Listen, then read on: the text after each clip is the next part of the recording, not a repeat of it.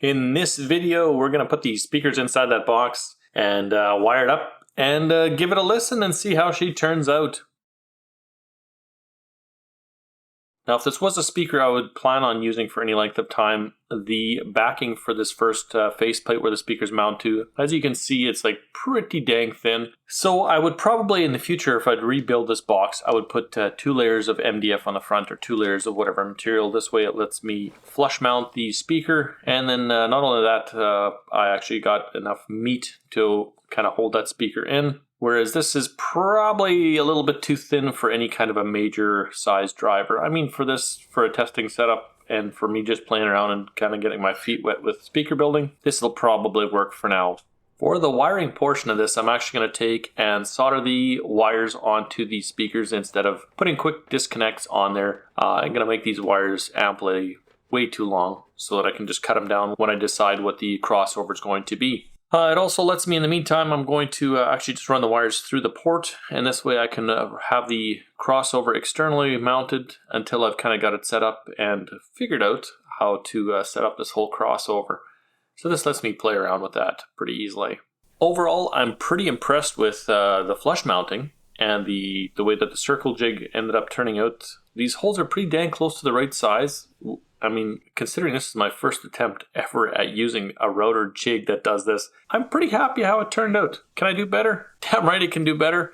But for this time around, this will do the trick for playing around and kind of figuring if I can actually end up building a better speaker box than what I can buy off the shelf for the same amount of money.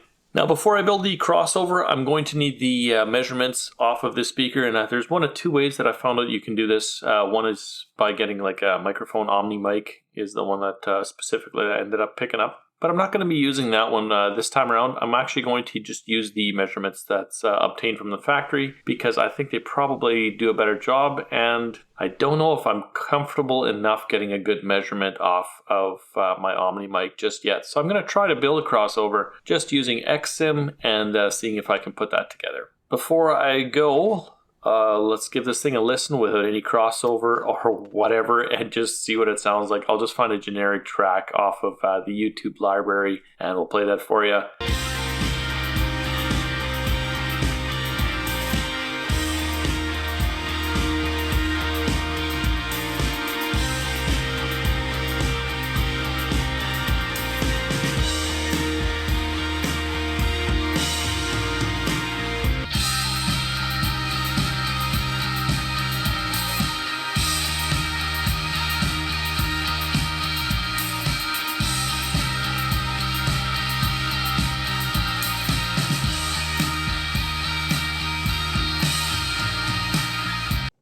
Now, I know that's probably not the best audio soundtrack out there, but unfortunately, due to copyrights, it's what we got to work with.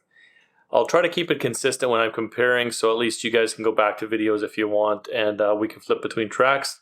And I'll try to normalize and keep the volume the same too to make it a little bit consistent as well. If you want to see me build the crossover for this thing and give it a try with the crossover, even if it is just with crappy little components, just for a test, I will leave the video link up in the side here when it's done and you can check that out.